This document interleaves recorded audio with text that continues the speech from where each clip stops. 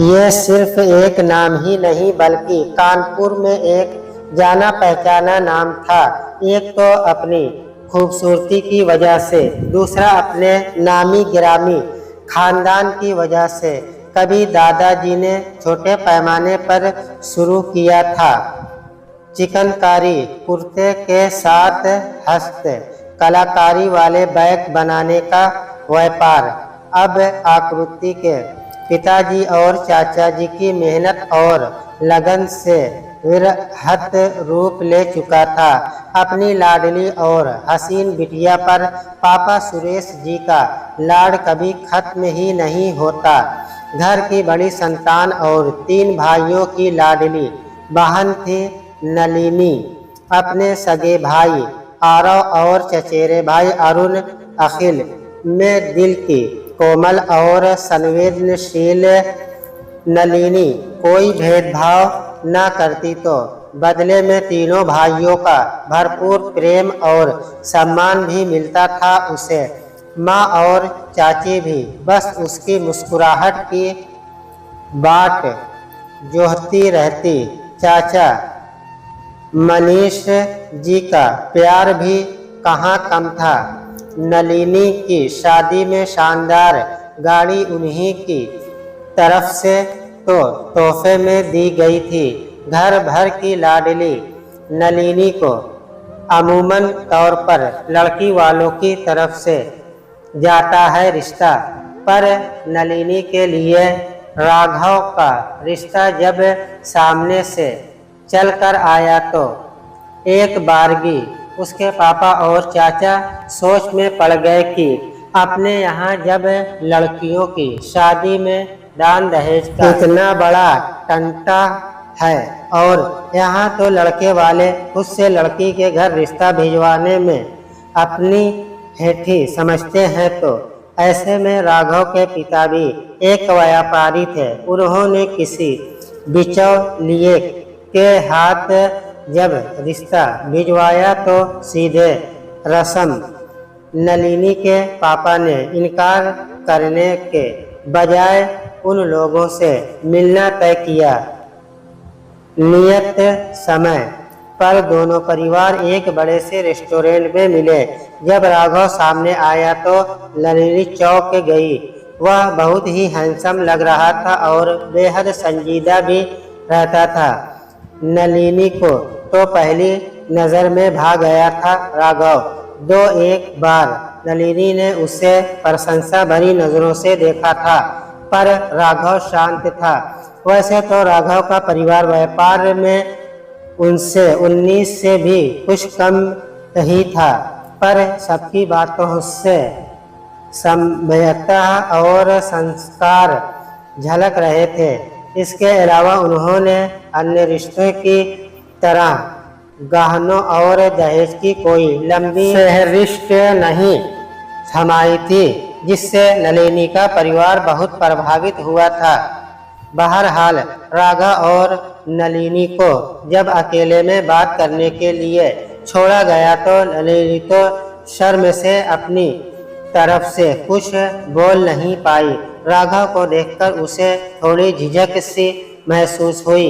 उन दोनों को एकांत मिलते ही राघव ने ही बात शुरू की थी।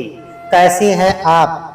जब राघव ने बेहद बेलौस आवाज में पूछा तो नलिनी को थोड़ा अटपटा तो लगा, पर नलिनी ने सोचा पहली बात कर रहा है, शायद इसलिए औपचारिक हो रहा होगा। उस दिन महज औपचारिक बातें हुई दोनों के बीच। लड़के वालों को सगाई और विवाह की कुछ ज्यादा ही जल्दी थी। इसी बात पर चाची ने नलिनी को छेड़ते हुए चुपके से राघव का नंबर उसके मोबाइल में सेव करवा दिया, जो उन्होंने चलते हुए उससे मांग लिया था। उन्हें पता था उनकी शर्मीली नलिनी तो अपनी तरफ से नंबर मांगने से रही। नलिनी बहुत खुश थी, क्योंकि कॉलेज के समय उसे कई बार राघव अच्छा तो लगा था और अब इसी हैंडसम और डेसिंग लड़के से उसकी शादी होने जा रही थी, पर तभी शायद किसी को पता नहीं था कि किस्मत ने उसकी झोली में क्या रखने का सोचा था। नलिनी राघव के साथ अपनी शादी तय हो जाने से बहुत खुश थी। शादी के पहले एक दो बार ही औपचारिक बात हुई थी राघव और नलिनी की। फिर दोनों की सहमति से महीने दिन बाद ही दोनों की धूमधाम से शादी हो गई और नलिनी राघव की दुल्हन बनकर उसके घर आ गई। शादी के अगले दिन जब नलिनी पग फेरे के रस्म के लिए मायके गई थी और माँ के एकांत में किए हुए प्रश्न की, राघव तुम्हें प्यार तो करता है ना? अपनी माँ के इस सवाल के जवाब में जब नलिनी शर्मा कर चुप रह गई थी, तब माँ ने इसे स्त्री सुलभ लज्जा ही माना। वैसे भी नलिनी की कोई भाभी या कोई बड़ी छोटी बहन तो थी नहीं जिनसे वह अपने मन की बात कहती। ले देकर एक 12वीं में पढ़ने वाला भाई था आरव, जो दीदी के ससुराल जाने पर उसका खाली कमरा अपने नाम कराकर बहुत खुश था। बहरहाल नलिनी जब पग फेरे के बाद वापस आई तो फिर 2-3 दिन राघव के रंग ढंग देखकर उसने माँ के सवाल का जवाब ढूंढने के चक्कर में आज से डायरेक्ट पूछ लिया, जिसका जवाब राघव ने ये कहकर दिया कि शादी के कार्यक्रम में मैं बहुत थक गया हूँ।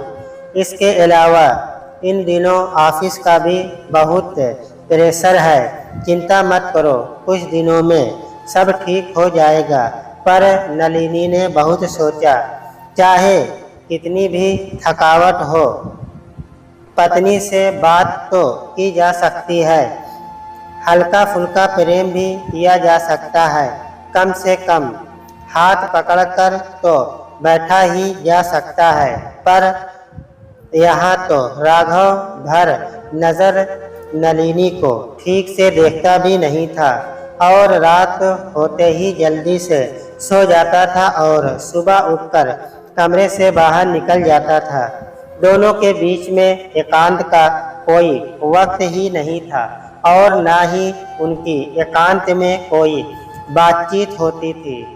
और एक दिन नलिनी ने आजिज होकर पूछ ही लिया, यह शादी क्या आपकी मर्जी के बगैर हुई है या आपको मैं पसंद नहीं? नलिनी ने राघव से पूछा तो राघव कुछ नहीं बोला और सोने का उपक्रम करते हुए जाकर सेठी पर लेट गया। उसके इस बेलौस व्यवहार से आजीज आकर नलिनी ने राघव से जोर से पूछा, आप ही बताइए कि क्या कमी है मुझ में? आप मुझसे क्यों खींचे खींचे से रहते हैं? अगर मैं आपको पसंद नहीं थी तो आपने मुझसे शादी के लिए हामी क्यों भरी थी? ऐसी कोई बात नहीं है, राघव ने अटकते हुए कहा। तो नलिनी तनिक रोष में बोली, फिर क्या बात है राघव? आपको कोई और पसंद हो तो बोलिए, मैं आपका घर छोड़कर आज ही चली जाती हूँ। न जाने कैसे एक रौ में बोलती चली गई नलिनी। नलिनी की बात सुनकर बदले में जो कुछ भी राघव ने बताया उसे सुनकर नलिनी की सांस जैसे गले में ही अटक गई। आप में कोई कमी नहीं है नलिनी, मैं ही आपके काबिल नहीं हूँ। मैं किसी अन्य पुरुष से प्यार करता हूँ। पलाश में पूरी दुनिया घूम गई थी नलिनी की, जिस रूप पर इतना गुमान था उसे कि उसे तो कोई लड़का ना कर ही नहीं सकता और उसे पाकर कोई भी अपनी किस्मत को दिन में 100 दफे सराहेगा। वह धारह एकदम धूमिल हो गई। राघव पर उसके रूप का जादू जरा सा भी असर नहीं कर पाया था। तभी तो आज शादी के 7वें दिन तक भी तन मन से पति के प्रेम से अछूती रही थी नलिनी। यहाँ तक कि राघव को तो नलिनी से मतलब ही नहीं था। वह तो किसी और लड़के से प्यार करता था और अब नलिनी के लिए यह पता लगाना बेहद जरूरी था कि यह बात तो राघव के साथ उसके घर वालों को भी पता ही होगा कि राघव एक गे है। तो फिर उसने नलिनी से शादी क्यों की? पहले तो नलिनी बहुत गुस्से में थी। फिर उसने अपने स्वर को मुलायम बनाकर राघव से पूछा कि जब आप समलैंगिक थे तो आपके परिवार वालों को भी आवाज़ ज़रूर पता होगी।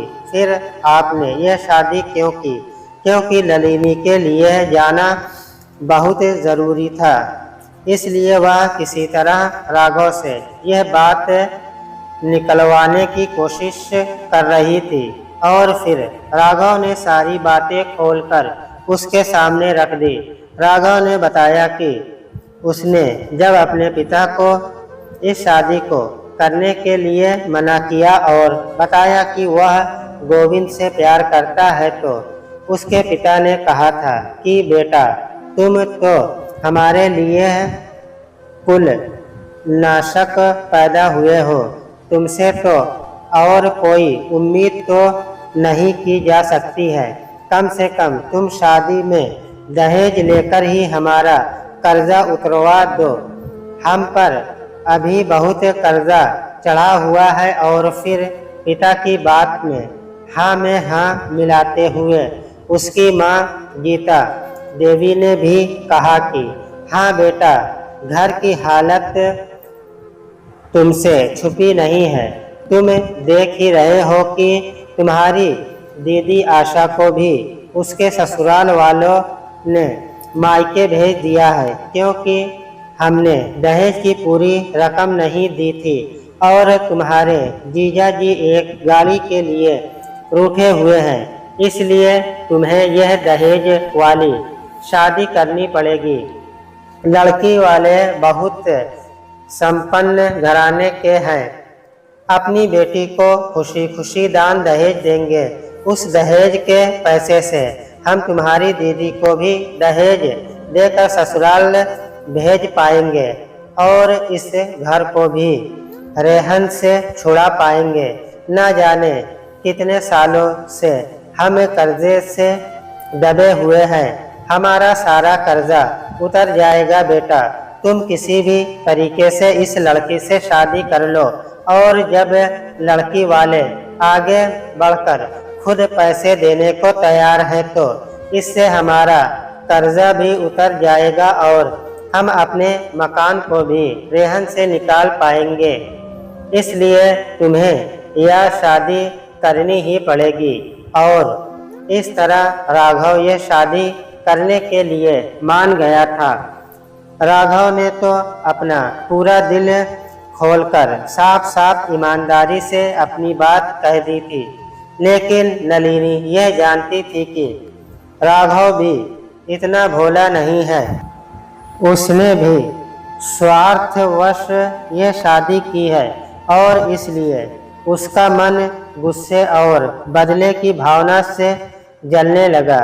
लेकिन वह अभी कुछ भी ऐसा नहीं कहना चाहती थी जिससे कि राघव सचेत हो जाए। इसलिए उसने सोच समझकर एक छोटा सा प्लान बनाया और उस रात राघव के साथ बहुत ही दोस्ताना अंदाज में पेश आई। जो हुआ सो गया, आप उसे भूल जाइए। बस एक बार मुझे फिर से बता दीजिए कि ऐसा आपके साथ कैसे हुआ। मैं समझ सकती हूँ आपको तब कितना बुरा लगा होगा जब आप किसी और से प्यार करते थे और शादी आपको मुझसे करनी पड़ी। एक समलैंगिक को कितनी मुश्किलों का सामना करना पड़ता है, समाज में भी कितनी बेइज्जती होती है, सब में समझ सकते हैं। आप अपना सारा दुख मुझसे बांट लीजिए, आप अपना दुख मुझसे बांट सकते हैं। हम पति पत्नी तो नहीं बन पाएंगे, लेकिन हम एक दोस्त तो बन ही सकते हैं। नलिनी के ऐसा कहते ही राघव भावुक हो गया और उसका हाथ पकड़कर बोला, तुम सही कह रही हो नलिनी, हम दोस्त बन कर रह सकते हैं। मैं तुम्हें पति का प्यार नहीं दे पाऊंगा और न ही मैं तुम्हें तुम्हारी किसी उम्मीद पर पूरा हो पाऊंगा, लेकिन तुमने आज मेरे मन की बात पूछी है तो मैं अपनी शादी और प्यार की पूरी घटना फिर से बताता हूँ कि मुझे शादी के लिए किस तरह से जबरदस्ती राजी किया गया था और मैं किसी और से प्यार करने के बावजूद सिर्फ दहेज के लिए शादी करने के लिए राजी हो गया था। उसके बाद राघव ने काफ़ी कुछ और बातें बताई जो पहली बार नलिनी को नहीं बता पाया था। फिर राघव थक कर सो गया और इधर नलिनी पूरी रात नलिनी अंगारे पर जलती रही और सुबह उठते ही उसने अपने घर पर पहले चाचा जी को फ़ोन लगाया। अपने पिता को फिलहाल नहीं बताया क्योंकि वह दिल के मरीज थे। चाचा जी को उसने सारी बातें बताई। इसके 2 दिन बाद चाचा जी आए और नलिनी को मायके में किसी फंक्शन में शामिल होने का बहाना बनाकर ले गए। राघव और उसके परिवार वालों को ज़रा भी शक नहीं हुआ कि नलिनी उनका पर्दाफाश करने वाली है। साथ ही वह लोग यह भी जानते थे कि अब तो शादी हो चुकी है और अब नलिनी कर ही क्या सकती है और जा ही कहाँ सकती है। आज भी हमारे समाज में लड़कियां आगे बढ़कर ये नहीं कह सकती कि शादी में उसके साथ धोखा हुआ है और उसका पति उसे शारीरिक सुख देने में समर्थ नहीं। समाज लड़कियों को उल्टा चरित्रहीन और न जाने कितने सारी विशेषताओं से नवाज देता है और इस बात को आधार मानकर अगर कोई लड़की तलाक की मांग भी करती है तो उसके बाद उसकी दोबारा विवाह की संभावना तो दूर की बात है, उसे एक तरह से समाज में बहिष्कृति होकर जीना पड़ जाता है। स्त्री पुरुष की बराबरी की बात करने वाला हमारा समाज इस बात को बिल्कुल बर्दाश्त नहीं कर पाता है कि जैसे पुरुषों की शारीरिक मांग होती है वैसे ही स्त्रियों की भी शारीरिक ज़रूरत होती है और उसकी पूर्ति न हो तो उनके लिए भी विवाह बेनामी हो जाता है। ऐसे में अगर लड़कियों का परिवार उसका साथ दे तो किसी हद तक वह इस जंजाल से बाहर निकल सकती है। यहाँ नलिनी की किस्मत अच्छी थी जो उसके माता पिता और चाचा जी उसका साथ दे रहे थे और मायके वालों के साथ सपोर्ट की वजह से वह इस रिश्ते से बाहर आ पाई। मायके आने के बाद नलिनी ने सबको वह सच दिखाया जो उसने राघव के अनजाने में उगलवाया लिया था। उस रात जब नलिनी ने राघव से दोस्ती करने की बात की तब उसने बड़ी चालाकी और सफाई से उसकी पूरी सच्चाई को अपने मोबाइल में रिकॉर्ड कर लिया था और यह उसके लिए सबसे बड़ा सबूत था कि लड़की वालों में शादी में उन्हें ठगा था और लड़का ये था। यह सबूत पुलिस के सामने बहुत काम आया और राघव और उसके परिवार वालों को सारा दहेज वापस करना पड़ा था। इतना ही नहीं, पूरे परिवार को 7 दिनों के लिए जेल की हवा भी खानी पड़ी थी। राघव से तलाक लेने के बाद नलिनी की जिंदगी इतनी आसान नहीं रही थी। सब कोई जानते थे कि लड़की ने आगे बढ़कर तलाक मांगा है तो तरह तरह के सवालों से उसको भेद लिया जाता था। वह नौकरी के लिए कहीं भी जाती तो उससे तरह तरह के ताने दिए जाते, उसकी पीठ पीछे बातें की जाती थी, पर नौकरी में कहीं बात नहीं बनी। तब एक दिन उसने अपने पिता को यह बात कही, बाबूजी, मैं सोच रही थी कि क्यों न मैं अपना फैमिली बिजनेस ज्वाइन कर लूँ। नलिनी की इस बात पर उसके पिता और चाचा जी ने सहमति दे दी और बहुत खुश भी हुए। मेहनती तो वह थी ही और उसने मैनेजमेंट भी किया हुआ था।